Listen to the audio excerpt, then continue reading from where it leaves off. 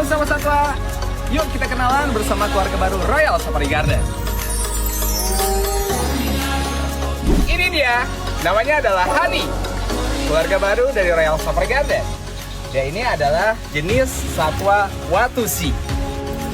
Honey telah lahir di Royal Safari Garden dan saat ini usianya baru 4 bulan loh.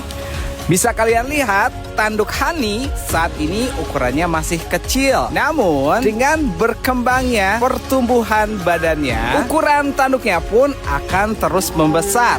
Seperti kedua orang tuanya ini. Makanan sehari-hari Honey adalah rumput-rumputan, daun-daunan, sayur-sayuran, dan juga umbi-umbian. Buat kalian yang ingin berinteraksi, memberi makan, dan juga berfoto langsung bersama Watusi, bisa langsung datang ke Herbivore Feeding Royal Safari Garden.